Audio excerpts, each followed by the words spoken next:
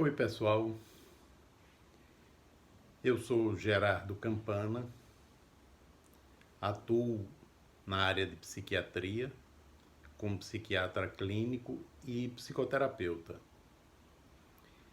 E gosto muito de estudar sobre o psiquismo, porque é uma forma tanto de eu me conhecer, como poder entender melhor as pessoas que me buscam procurando ajuda para equacionar sofrimentos, limites, bloqueios, ou seja, aquilo que as faz sofrer. E esse estudo, esse conhecimento, ele vem não somente do estudo teórico, mas ele vem também dos processos de autoconhecimento que a gente vai passando na vida, tanto pelo próprio mecanismo, os processos da vida, os relacionamentos, as situações, as ocorrências, né? Principalmente aquilo que não nos agrada muito, que são as situações ou ocorrências que mais colaboram no nosso processo de autopercepção e crescimento interior. Mas também pelas psicoterapias, né, que eu precisei e quis, por vontade própria, me submeter em cada formação que eu fiz ao longo desses 41 anos de prática profissional. E isso faz com que eu observe tanto meu próprio comportamento, minhas reações, como a buscar compreender as do meu semelhante também, com o propósito de ajudar aqueles, como eu disse, que buscam ajuda psicoterápica, né? Ajuda para superarem os determinados sofrimentos e limites. Mas uma coisa que eu venho observando é que de um tempo para cá, principalmente com a emergência das chamadas mídias sociais, né, as áreas tanto mais desenvolvidas do ser humano como as menos desenvolvidas têm ficado mais à mostra do que antes desse período, né? Porque antes a gente ou se comunicava através, digamos, muito pouco, através do telefone, né? Ou por carta, né? Ou quando se encontrava. Né? Mas hoje não. A gente pode se comunicar e conversar com uma pessoa do outro lado do oceano, lá na Europa, lá na Ásia. Depende da gente conhecer um idioma que eles conheçam, ou o idioma deles, ou eles o nosso. Né? Então a gente se comunica. E por conta disso, as exposições têm sido, né, mais frequentes e têm possibilitado, o que não é ruim, é bom, a emergência tanto daquilo que temos de melhor como daquilo que temos de pior. Considerando que o pior é aquilo que precisamos perceber, conhecer para aprender a transformar no seu aspecto positivo. Porque nós não possuímos nada que seja de jogar fora ou de excluir, né? Ou de arrancar, mesmo porque não podemos arrancar nada. Só podemos perceber, tomar consciência, compreender e aprender a modificar aquilo que não é adequado, aquilo que não é eficiente, para promover a nossa felicidade e a felicidade daqueles que estão no nosso entorno. Então tem ficado cada vez mais visível, cada vez mais perceptível, né? E às vezes é até engraçado, né? Quando a gente posta, por exemplo, eu posto alguma coisa demonstrando o meu pensamento, logo vem algum tipo de comentário. Vem alguns comentários favoráveis, vem comentários criticando e vem comentários dizendo como é que você pode pensar isso? Me decepcionei com você. Né? mude de ideia, porque isso daí é um absurdo. Ou seja, comentários desse tipo partem de pessoas que não têm a menor percepção da sua criança magoada e ferida, né? Porque o que elas estão dizendo é: ou vocês pensam como eu penso, ou vocês, né, estão inadequados. Eu não aceito vocês. E não é por aí. Eu lembro que há uns 25 ou 30 anos atrás eu comprei um livro de parapsicologia. Eu fiquei assim curioso porque o autor ele era muito vinculado à ideia católica, né? Era católico e muito vinculado à ideia católica, e ele escrevia, né, muito sobre esse prisma. E logo no início tinha uma dedicatória a Carlos de Brito Embaçaí. Carlos de Brito Embaçaí foi um estudioso também da parapsicologia, do ponto de vista espiritualista, e ele era vinculado ao movimento espírita, quando vivo, quando encarnado. E pelo que o autor desse livro, que eu comprei, ele escrevia, eles costumavam debater através da imprensa. Mas ali estava ele, fazendo uma homenagem, um agradecimento, no início do livro, ao colega. E ao mesmo tempo, ele não colocava como adversário. Não lembro o termo que ele usou, porque eu não tenho mais esse livro, né? Nem lembro o nome dele, né? Mas ele falava com carinho a respeito do Embaçaí, que ele não chegou a conhecer pessoalmente. Mas como é que eles faziam? Quando ele ia escrever uma crítica, quando ele escrevia uma crítica a um texto, um artigo do Embaçaí, ele mandava primeiro para o Embaçaí. Porque o Embaçaí também fazia isso quando escrevia uma crítica a um artigo dele, né? E aí, quem recebia a crítica olhava, lia, corrigia alguma coisa e mandava de volta respeitando o teor da crítica. E aí depois era que o autor publicava, ou seja, eram cavalheiros, né? Eram homens de uma estatura, né, ética, civilizatória mais evoluída, né? Ou seja, eles aceitavam que o outro pensasse diferente, respeitavam o modo de pensar, debatiam, né, do ponto de vista científico, sem levar para o lado pessoal. Ou seja, ambos tinham sua criança magoada e ferida, ou seja, as instâncias não desenvolvidas do psiquismo resolvidas, né? Ou pelo menos razoavelmente resolvidas. E eles aceitavam o pensar diferente, a opinião diferente, né? E o debate se dava, né, através de jornais, né? Hoje a gente vê debates que são respeitosos, mas a gente vê muito as pessoas postando ou escrevendo em mensagens de outro coisas ofensivas, por não concordarem com o pensamento daquela pessoa. Ou postagens agressivas, de ódio, de violência, né? Porque não concordam com o outro pensamento. Isso é triste, né?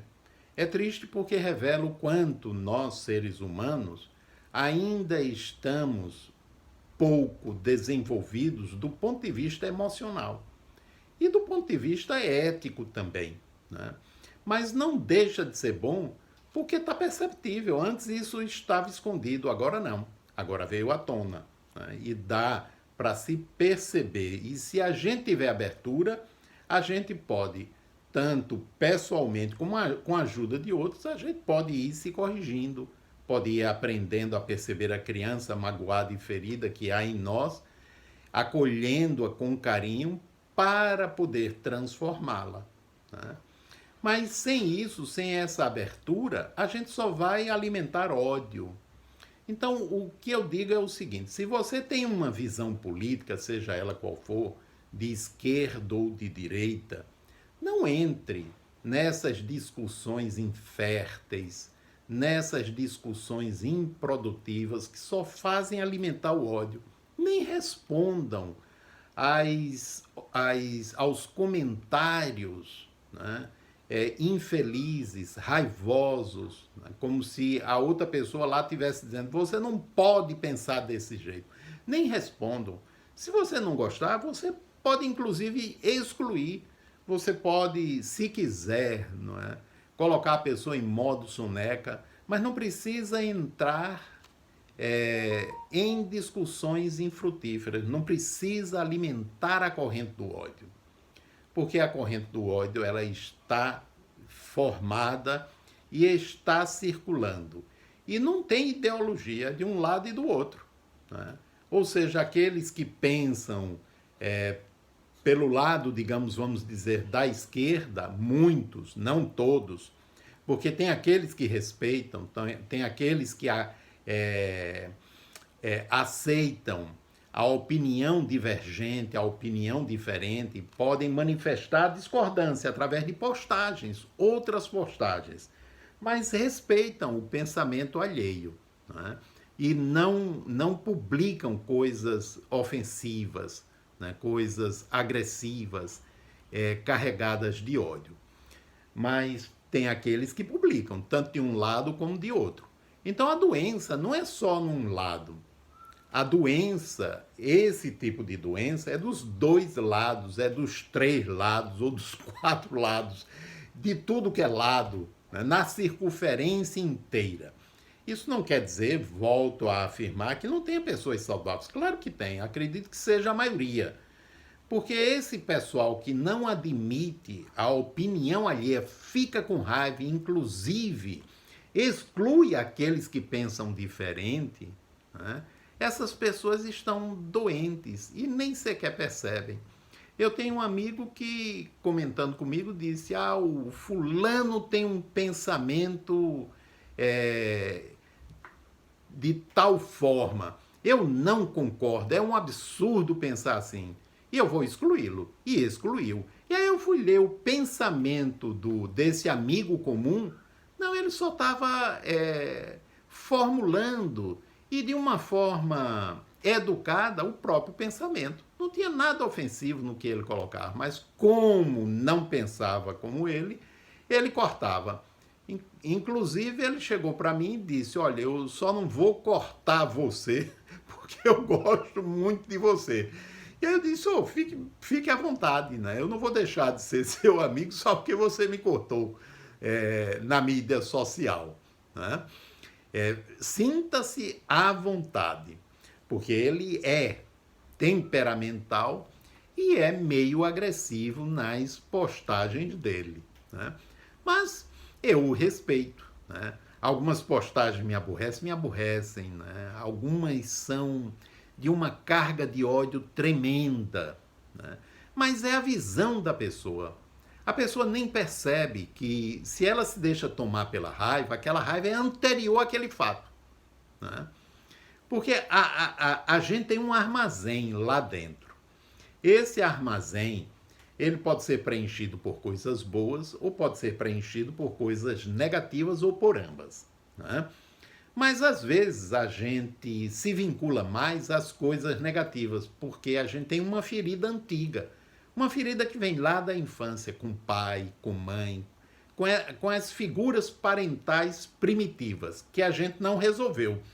E pelo fato da gente não ter resolvido, a gente projeta em outras figuras atuais, que a gente associa com alguma coisa daquela figura primitiva que está agora no nosso psiquismo profundo, lá no inconsciente, a gente não tem nem consciência que está projetando, né? Que projeta bonitinho, e a gente passa a se relacionar com aquela figura e com outras semelhantes, movidos pela raiva, né? E toma pelo lado pessoal. Às vezes a gente nem conhece a pessoa, aí toma pelo lado pessoal, porque essa ferida é antiga, né? É antiga. Então, se eu estou com raiva, com muita raiva, de determinadas postagens, o que eu preciso fazer é estar tocando aonde? É me perguntar. Está tocando aonde em mim? Está mexendo com o que dentro de mim? E aí pode ser que eu consiga sentir, perceber, localizar a ferida primitiva.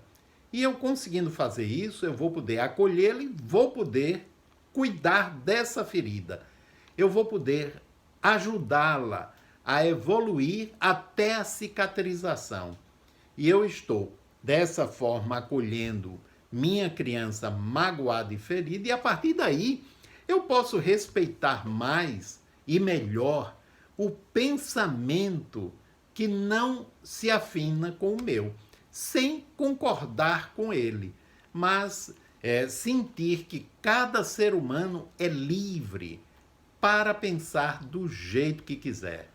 Então, se nas suas postagens você está postando com educação, você está postando aquilo que você pensa, sem se dirigir especificamente a determinada pessoa, mas a ideias, né? Ou grupos que defendem aquelas ideias que você não concorda, seja você de direita, seja você de esquerda, né? Não entre na discussão, naquelas discussões intermináveis, que parece um ping-pong, cada um escreve com raiva do outro, e aí as respostas vão ficando cada vez mais grosseiras, grotescas, né? Sem sentido. Então não entre, porque o que nós precisamos é não alimentar a corrente do ódio. Porque o ódio, ele tanto fica dentro da gente, como ele é exalado. E como sentimentos, emoções, pensamentos são energias, eles se dispersam no espaço, mas se dispersam se conectando com energias semelhantes e formando atmosferas ou verdadeiros fluxos, né, de pensamentos, de emoções caracterizadas pela valência negativa ou positiva, de ódio ou de gentileza, né? De raiva ou de calma, de tranquilidade. Então, cada um de nós escolhe aquilo com que quer sintonizar. E aí, mantenhamos o nosso fígado saudável, nosso estômago saudável. Tudo isso que está aí vai passar. Agora, eu espero, desejo de todo o coração que passe pela compreensão, pela percepção do que é mais saudável e do que não é, para que cada um de nós corrija em si, né, aquilo que está sendo emanado das feridas antigas e localizando-as, a gente possa tratá-las e curá-las, né, para que nos tornemos mais saudáveis. Eu não tenho a ilusão que alguma ideologia vai mudar o mundo. Não vai, né, porque não é uma ideologia de fora para dentro que muda. É através da transformação de cada ser humano.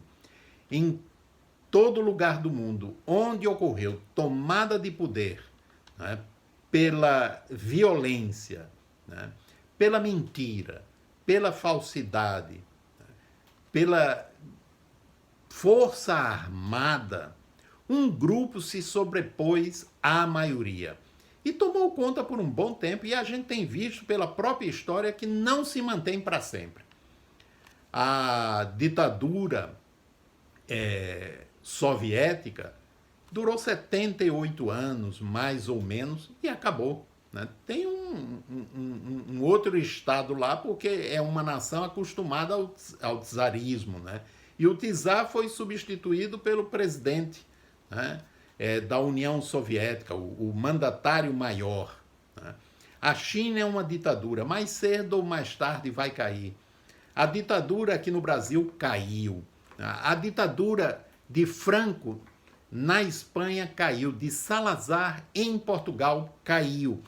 Cuba está caindo, mais cedo ou mais tarde a ditadura vai caindo, seja ela de direita ou de esquerda, não importa, é tudo igual. receba o nome de fascismo, de comunismo, seja o nome que receba, mas um grupo querendo dominar os demais não vai bem, né? Porque o que nós devemos pugnar é pela liberdade de expressão, é pela democracia, né? Pela possibilidade de a cada 4 anos a gente escolher aqueles que nós queremos que sejam as autoridades do nosso país. Porque 4 anos depois a gente vai poder mudar, né? E aí o pessoal diz, mas as escolhas têm sido erradas. Não, não têm sido erradas não, né? Infelizmente é assim, na medida em que a gente evolui, a gente escolhe governantes melhores. Mas enquanto o interesse pessoal, o egoísmo continuar predominando, vamos escolher governantes, autoridades, governadores, legisladores que estão muito vinculados ao processo do egoísmo, da ganância e do interesse pessoal.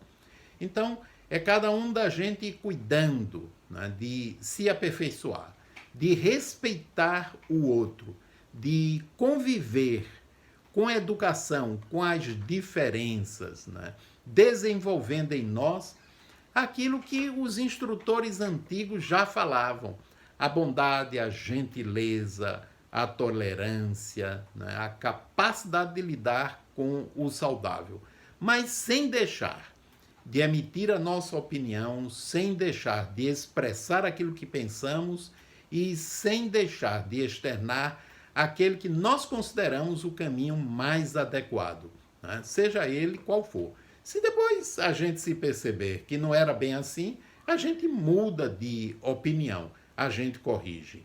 E aí o pessoal diz, aí poderá ser tarde. Esse pensamento é válido, tanto para qualquer lado, para qualquer ideologia, né?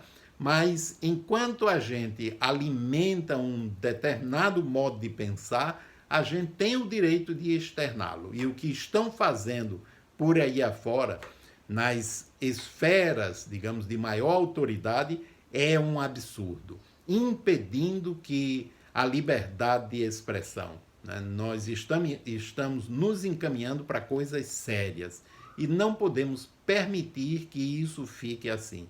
Então, expressemos nossa opinião de forma gentil, educada e respeitosa, mas pugnando, né, com coração por aquilo em que acreditamos que é o melhor, não somente para nós, mas para a coletividade da qual nós fazemos parte. Um abraço a todos.